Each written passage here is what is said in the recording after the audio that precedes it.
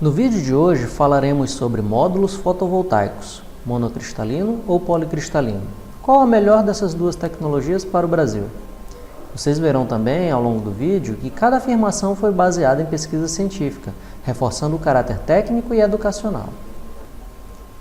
Sabemos que existem várias tecnologias fotovoltaicas comercialmente disponíveis.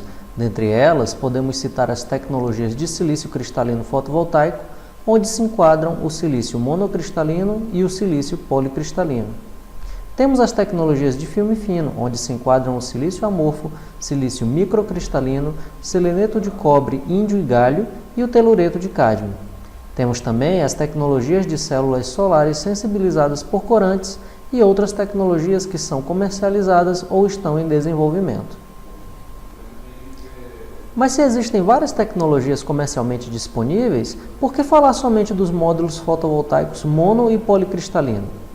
Isto porque, em 2009, a tecnologia dominante em módulos e células fotovoltaicas baseadas em silício mono e policristalino já representavam aproximadamente 80% do mercado global. Diante deste cenário, coube aos fabricantes e distribuidores de módulos fotovoltaicos decidirem quais opções de tecnologia fotovoltaica oferecer para o mercado brasileiro. E atualmente, no mercado brasileiro, existem diversas opções de módulos fotovoltaicos com diversos fabricantes e diferentes tecnologias, assim como uma ampla faixa de potências nominais. Mas quais foram os critérios de escolha para se trazer esses módulos? Baseados em quais requisitos? Assim como em qualquer projeto, existem várias condições ambientais que afetam a saída de um sistema de energia fotovoltaica. Esses fatores ambientais devem ser levados em consideração para que o cliente tenha expectativas realistas da saída do sistema.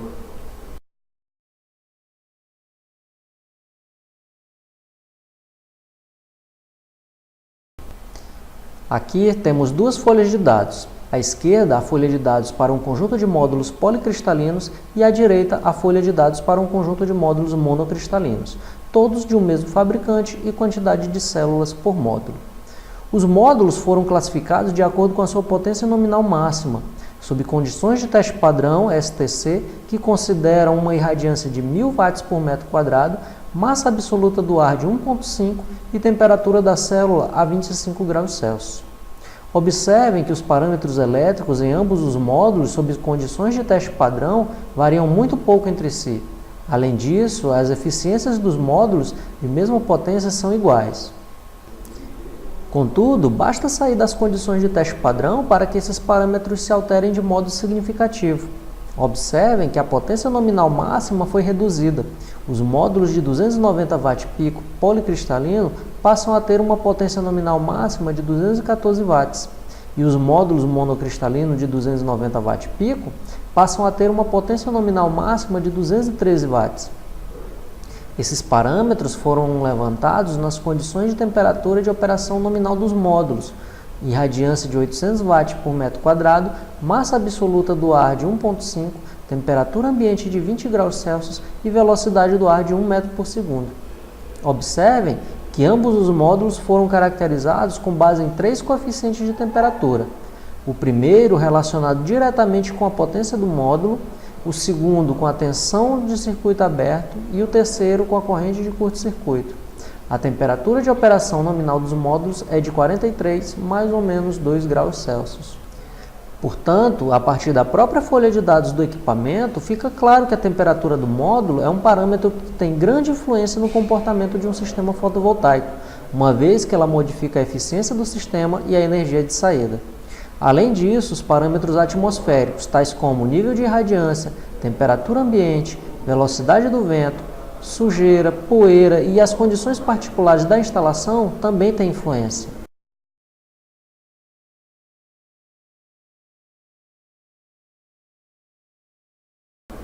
Vamos verificar como se avalia a eficiência do módulo em função da temperatura? A equação 1 apresenta a corrente de curto-circuito instantânea em função da temperatura atual do módulo, onde o alfa é o coeficiente de temperatura da corrente de curto-circuito, já visto anteriormente, o S é a radiação incidente em watt por metro quadrado, o ISC é a corrente de curto-circuito da célula nas condições de teste padrão e o ΔT é a temperatura de operação do módulo. A análise da eficiência do módulo é realizada através do fator de forma. onde o fator de forma é diretamente proporcional ao ponto de máxima tensão, VMP, e o ponto de máxima corrente, IMP, e inversamente proporcional à tensão de circuito aberto, VOC, e à corrente de curto-circuito, ISC. Para o cálculo da eficiência, utilizamos a equação 3. Já sabemos que, com a variação da temperatura, a corrente de curto-circuito pouco se altera, porém, a tensão de operação das células sofre uma grande variação. Isto pode ser visto diretamente através dos valores dos coeficientes de temperatura relacionados a esses parâmetros. Quando a temperatura aumenta, mantendo-se a irradiação constante, tem-se uma pequena elevação dos valores de ISC e de IMP. Porém, os valores de VMP e VOC decaem significativamente, o que resulta em uma redução de cerca de 0,5% por grau Celsius a eficiência do módulo. Os módulos fotovoltaicos absorvem até 80% da irradiação. Contudo, apenas 5 a 20% é convertido em eletricidade, dependendo da tecnologia de célula fotovoltaica utilizada. O restante dessa energia é convertido em calor. E devido a este efeito, em dias ensolarados, os módulos fotovoltaicos podem atingir temperaturas de até 35 graus acima da temperatura ambiente. Em condições climáticas quentes, como no Arizona, as temperaturas do módulo podem atingir de 85 graus a 95 graus Celsius, dependendo das condições de montagem e operação. Nos piores cenários, alguns dos componentes podem atingir temperaturas tão altas que podem até comprometer os requisitos de segurança e funcionalidade do módulo e de seus componentes. Os efeitos da temperatura são resultado de uma característica natural dos módulos baseados em células de silício cristalino. Eles tendem a produzir maior tensão à medida que a temperatura cai e tendem a diminuir a tensão em altas temperaturas. Qualquer sistema ou módulo fotovoltaico deve incluir o cálculo de ajuste devido ao efeito da temperatura. Portanto, uma das características que devem ser levadas em consideração na hora de atender aos requisitos de um projeto é que as informações técnicas são fornecidas para condições de teste padrão, as quais podem nunca ocorrer na prática. Segundo, é que o conhecimento confiável do desempenho dos sistemas fotovoltaicos sob as condições reais em que eles irão operar é essencial para a correta seleção do produto.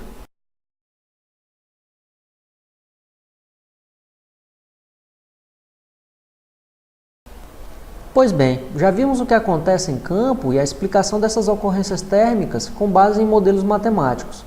Mas o modelo matemático foi baseado em quê? Vamos ver o que a física nos diz a respeito desse fenômeno? Sabemos, desde a física do ensino médio, que, quando a temperatura aumenta, há mais vibrações na rede interna do material, nesse caso, na rede cristalina do silício.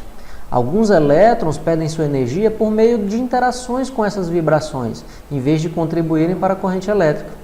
Esse fenômeno ele aumenta à medida que a temperatura aumenta devido ao aumento das vibrações.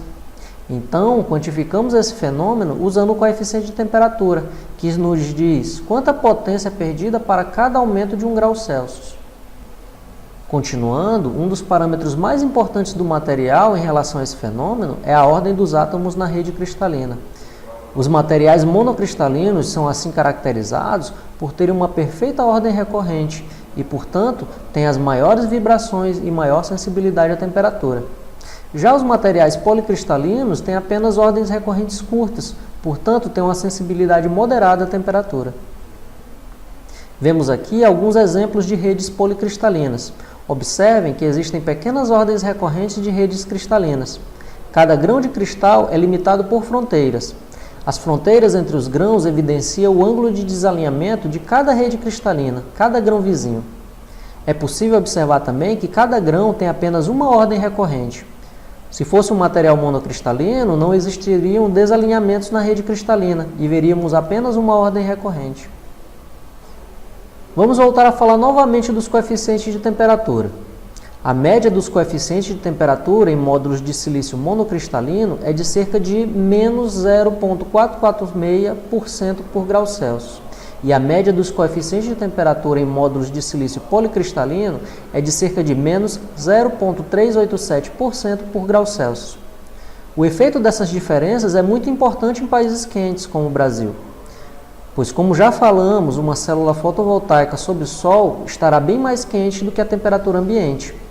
E para que a sua temperatura esteja na faixa dos 25 graus Celsius, que é a temperatura nas condições de teste padrão, é necessário que a temperatura ambiente esteja em quase 0 graus Celsius.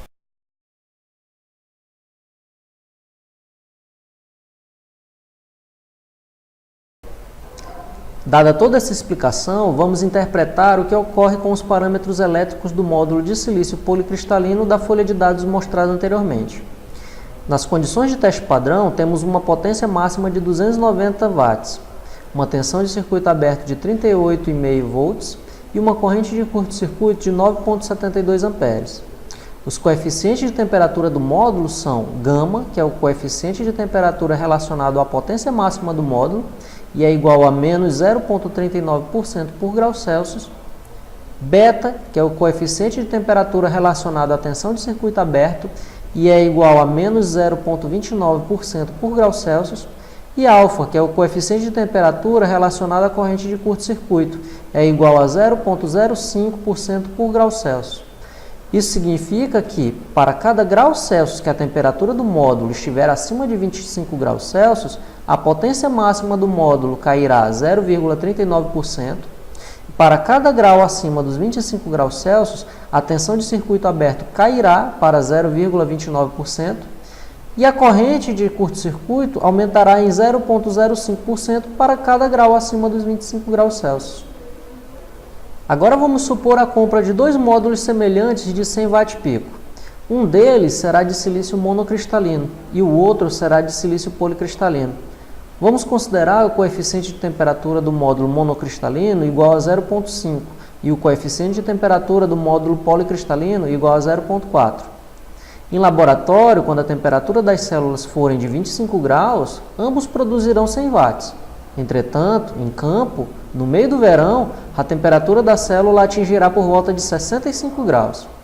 Então, o módulo de silício monocristalino produzirá 80 watts e o módulo de silício policristalino produzirá 84 watts. Isto dará uma diferença de 4% em relação à potência em condições de teste padrão.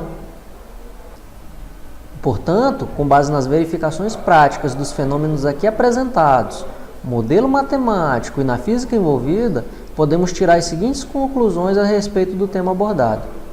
Se você comprar um módulo mono de 340 watts, no verão ele produzirá quase como um módulo poli de 325 watts. E ultimamente, muitos módulos monocristalinos estão apresentando em seus datasheets baixos coeficientes de temperatura, na faixa de 0,4%. Contudo, é preciso ficar alerta, pois a física nos diz que quanto mais os átomos do material são colocados em ordem estrita, mais a temperatura o afeta. Os módulos fotovoltaicos policristalinos, eles são menos sensíveis à temperatura do que os módulos monocristalinos. E em países quentes, como o Brasil, aconselha-se o uso de módulos fotovoltaicos menos sensíveis à temperatura. Portanto, entre um módulo mono e um poli, o mais indicado seria um policristalino. Bem, era isso que gostaríamos de apresentar nesse vídeo de hoje e agradecemos a atenção de todos.